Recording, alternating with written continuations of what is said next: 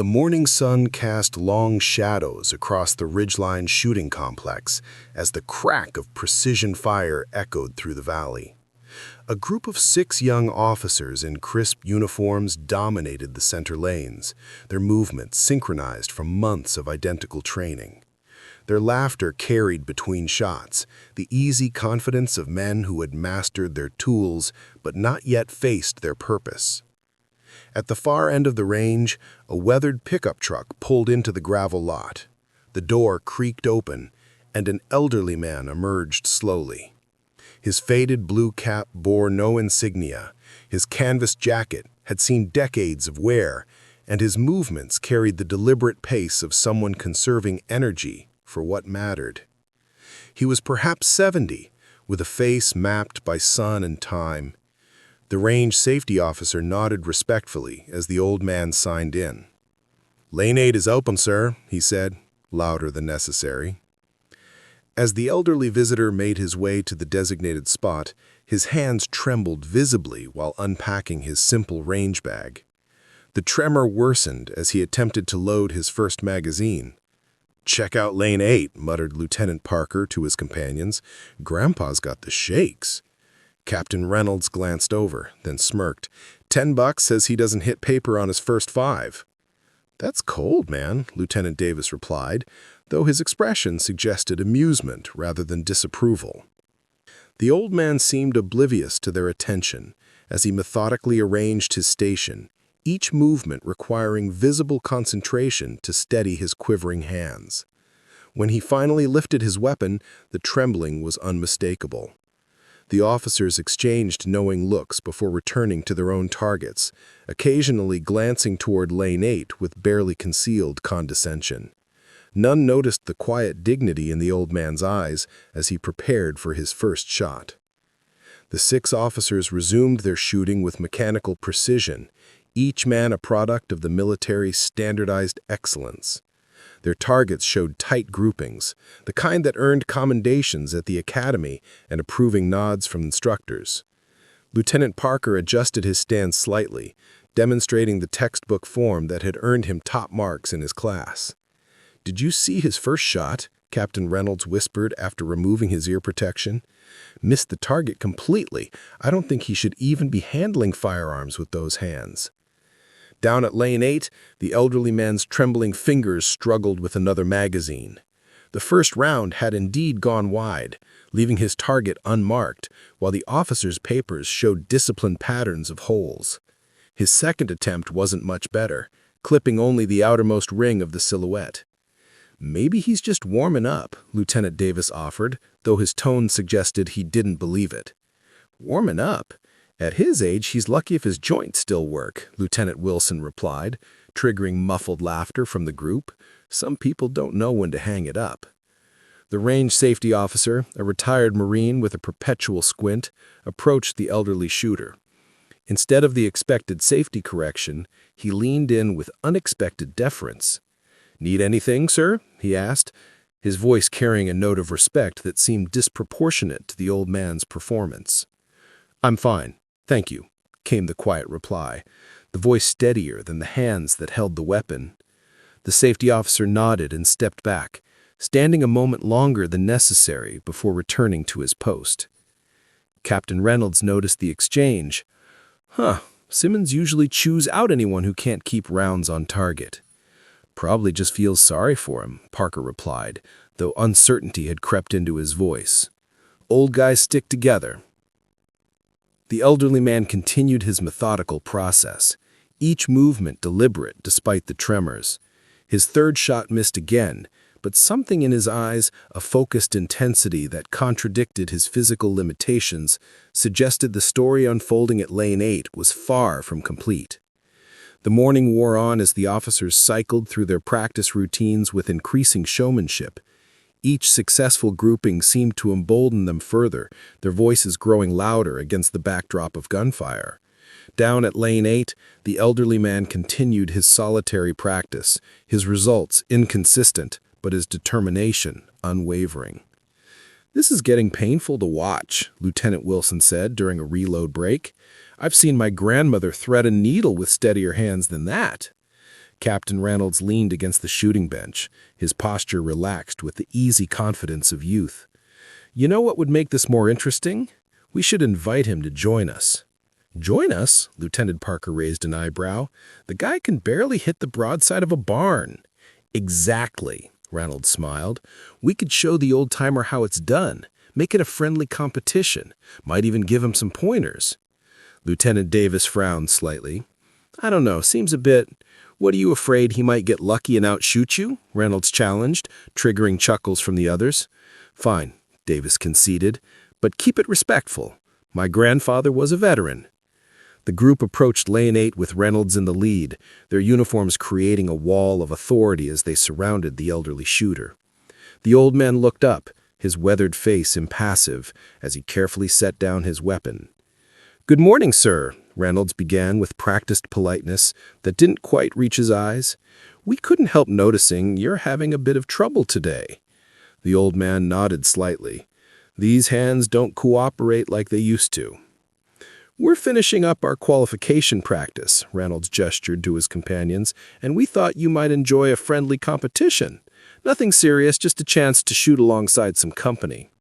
The elderly man studied each face before him, his gaze lingering longer than comfortable. What kind of competition did you have in mind, Captain? Reynolds blinked, surprised at the correct identification of his rank, despite the absence of insignia at the civilian range. Something challenging. 3 shots at 100 yards, 3 shots at 200. Smallest grouping wins. He paused, then added with poorly disguised condescension, unless that's too difficult with your condition. The range safety officer had drifted within earshot, his expression darkening at Reynolds' tone. But before he could intervene, the old man spoke. I accept, he said simply, his voice carrying quiet dignity that momentarily silenced the group. Though I should warn you, some days are better than others with these hands. Lieutenant Parker glanced at the old man's target, which showed only 3 hits out of 15 attempts, all widely scattered. We'll set up the targets. Take your time getting ready, sir. As the officers walked away, their laughter barely contained, Lieutenant Davis lingered behind. They don't mean any harm, he offered awkwardly. The elderly man nodded. Few ever do, son. He looked down at his trembling hands, but intentions and impact rarely align in this world. The officers prepared an elaborate setup, placing small, challenging targets at the specified distances. They made a show of it, ensuring other range visitors noticed the competition brewing. Several onlookers gathered, drawn by the spectacle of uniformed officers and their unlikely competitor. If respect is measured by how we treat those who came before us, the old man murmured to himself as he methodically checked his equipment, then we're all just one generation away from being forgotten. The challenge was set. The officers stood ready, confident in their training and steady hands, while the elderly man waited patiently for his turn, his tremors visible to all who watched. Not everyone at the range that morning was focused on the unfolding spectacle. In the observation area behind the firing line, a broad-shouldered man in his 50s watched the scene with narrowed eyes. His military haircut and ramrod posture marked him as clearly as any uniform might have. Command Sergeant Major Richard Townsend, retired after 30 years of service, had come to zero his hunting rifle, but found himself witnessing something far more troubling. He observed the elderly man's quiet dignity in the face of the officer's thinly veiled mockery. There was something in the old-timer's patient preparation, something in the way he handled his weapon despite the tremors, a familiarity that went beyond casual shooting. Townsend's instincts, honed through decades of evaluating soldiers, told him this was no ordinary senior citizen struggling with age. As the competition setup continued, Townsend stepped away and pulled out his phone. He dialed a number from memory, turning his back to the range as he spoke in low, urgent tones. Colonel Matthews, it's Rich Townsend. I'm at Ridgeline Range, and there's something you should know about. No, sir. I wouldn't bother you if it wasn't important. I think I just watched a group of your officers challenge James Harrington to a shooting competition. On the firing line, the challenge had begun. Captain Reynolds took his position first, demonstrating a textbook stance as he acquired his target. His first 3 shots at the 100-yard mark formed a tight triangle that drew appreciative murmurings from the gathered spectators. He repeated the performance at 200 yards with barely diminished accuracy. "Beat that," he said to his companions, but his eyes flicked toward the elderly man at the end of the line. Each officer followed in turn, their military training evident in their disciplined approach. Lieutenant Parker's grouping was nearly as tight as Reynolds, while Davis and Wilson showed comparable skill. With each successful demonstration, their confidence visibly grew, their postures relaxing into the easy swagger of men who believed victory was assured. The small crowd that had gathered watched with interest, some placing informal bets among themselves. Not one put their money on the old man with the trembling hands, who stood quietly observing each shooter with patient attention. As the last officer completed his round, all eyes turned to lane 8. The elderly man nodded once, accepting that his turn had come. He rose slowly from his seat, his hands shaking more noticeably than before as the pressure of the moment seemed to intensify his condition. "Take your time, sir," the range safety officer said, his tone respectful despite the old man's apparent disadvantage. Behind them, Command Sergeant Major Townsend ended his call and returned to the observation area, his expression unreadable as he watched the road leading to the range entrance. The elderly man approached the firing line with unhurried steps, his trembling hands cradling his rifle with a familiarity that seemed at odds with his earlier performance. The gathered crowd fell silent, their attention captured not by expectation of excellence, but by the uncomfortable spectacle they anticipated.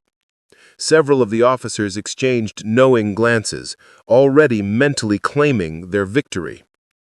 "Would you like assistance loading, sir?" Lieutenant Davis offered, his tone hovering between genuine concern and condescension.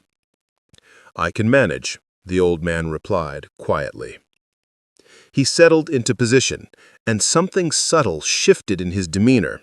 Though his hand still trembled visibly, his breathing changed, becoming measured, deliberate. His stance transformed, not into the rigid textbook position the officers had displayed, but something more organic, as though the earth itself were supporting his aim. The first shot broke the silence, then the second, then the third. Each report from his rifle came at precisely timed intervals, the rhythm as steady as a metronome despite his shaking hands. When he adjusted for the 200-yard target, he did so with such fluid efficiency that several onlookers exchanged puzzled glances. Captain Reynolds squinted downrange, his confident smile faltering. "Probably just got lucky with the first grouping," he muttered, though uncertainty had crept into his voice. When the range officer retrieved the targets, the crowd's murmurs grew louder. The elderly man's shots had formed a pattern so tight at both distances that the holes almost overlapped, a demonstration of marksmanship that surpassed even the officer's best efforts. "That's impossible," Lieutenant Wilson said, staring at the targets in disbelief. Before anyone could respond, the distinctive rumble of a military vehicle drew attention to the parking area. A black SUV with government plates pulled up, and a silver-haired man in the uniform of a full colonel emerged, accompanied by 2 senior NCOs. The range safety officer straightened immediately. "Range cold," he called out, and all shooting ceased as the colonel strode purposefully toward the firing line. Captain Reynolds and his companions snapped to attention as the senior officer approached, but to their confusion, he walked past them without acknowledgement. Instead, he made directly for the elderly man who had set down his rifle and turned with a slight smile. "James," the colonel said, extending his hand with profound respect. "I should have known it was you when I got the call." "Hello, Frank," the old man replied, his trembling hand meeting the colonel's firm grip. Just enjoying some civilian range time." The colonel turned to face the now silent crowd, his voice carrying the weight of command. "Gentlemen, I believe introductions are in order. This is Colonel James Harrington, retired. Before his retirement, Colonel Harrington developed the advanced marksmanship program that every sniper in our armed forces has trained under for the past 2 decades." The young officers stood frozen, their expressions shifting from disbelief to dawning comprehension.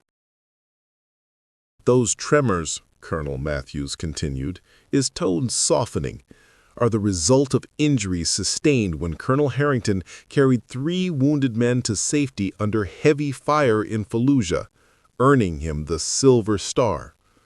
The nerve damage was permanent, but, as you've just witnessed, it hardly affects his marksmanship when it matters." The silence that followed was absolute, broken only by the gentle click of Colonel Harrington's rifle case as he calmly secured his weapon. The revelation hung in the air like the lingering scent of gunpowder. Captain Reynolds and his companions stood rigid, their earlier confidence evaporated in the face of who they had been mocking all morning. The crowd around them had grown, drawn by the arrival of the colonel and the palpable shift in atmosphere. "The Harrington method," Lieutenant Davis whispered, recognition dawning in his eyes. "We spent 3 weeks on those principles in advanced training." Colonel Matthews nodded. "The very same. The breathing control techniques you all use, the environmental adjustment calculations, the stance modifications for urban environments, all developed by the man you challenged today." His tone wasn't accusatory, but the weight of his words pressed down on the young officers nonetheless. What makes Colonel Harrington's contributions even more remarkable is that he developed many of these techniques after his injury, when conventional wisdom said his career as a marksman was over. Instead of accepting that limitation, he created a system that worked around it, a system that has saved countless lives by improving the accuracy of our forces in the field. Colonel Harrington himself remained quiet, his weathered face neither angry nor triumphant as he observed the officers' reactions. His trembling hands rested calmly on his cane, the same hands that had just demonstrated mastery beyond what their steady young grips could achieve. The range safety officer stepped forward, clearing his throat. "Colonel Harrington has been coming here twice a month for years. I should have said something when I saw what was happening." He turned to address the gathered crowd and range members. "Starting today, we're implementing a new protocol. Any veteran who comes to shoot will be treated with the respect they've earned, regardless of appearance or ability." Captain Reynolds was the first of the officers to step forward. The arrogance had drained from his posture, replaced with the humility of a man facing his own failure of character. "Sir," he addressed Colonel Harrington directly, "I owe you an apology. We all do. What we did was disrespectful and beneath the uniform we wear." "Apology accepted, Captain," Harrington replied simply. Lieutenant Davis stepped up beside Reynolds. "Sir, if you're willing, we could learn a great deal from you, not just about marksmanship." The other officers nodded in agreement, their earlier mockery transformed into genuine respect. Colonel Harrington studied them for a moment, then glanced at Matthews with a slight smile. "I suppose I could spare some time for a few lessons, both on and off the range." The transformation in the young officers was visible, shoulders straightening not from military bearing, but from the weight of a lesson more valuable than any they'd learned in training. That respect cannot be assumed by a uniform, but must be earned through character. 6 months passed like the gentle recoil of a well-mastered rifle. On a crisp autumn morning, Colonel James Harrington stood before a class of 30 officers at Fort Benning's advanced marksmanship facility. His trembling hands, once the subject of misguided mockery, now commanded the room's complete attention, a living testament to sacrifice and perseverance. Precision isn't about perfect conditions, he explained, demonstrating a breathing technique that had become his signature. It's about mastering the imperfect ones. In the front row sat Captain Reynolds and his companions, notebooks open, their former arrogance replaced by genuine studentship. They had become Colonel Harrington's most dedicated pupils, arriving early and staying late after each session to absorb every insight he offered. "The target doesn't care about your excuses," Harrington continued, his voice steady even as his hands trembled. "It only responds to your focus." Lieutenant Davis nodded, remembering their first encounter at the range. What they had mistaken for weakness had been strength all along, not despite the tremors, but somehow transcending them. After class, Reynolds approached his mentor. "Sir, the techniques you've taught us have improved our unit's qualification scores by 30%. Harrington smiled. "The marksmanship will serve you well, but remember what comes first." "Yes, sir," Reynolds replied. "Respect isn't about appearance. It's earned through actions and character." The colonel's trembling hand rested briefly on the young officer's shoulder, a touch that conveyed more wisdom than words ever could. In that moment, both men understood that true aim, like true respect, comes from the heart, not just steady hands.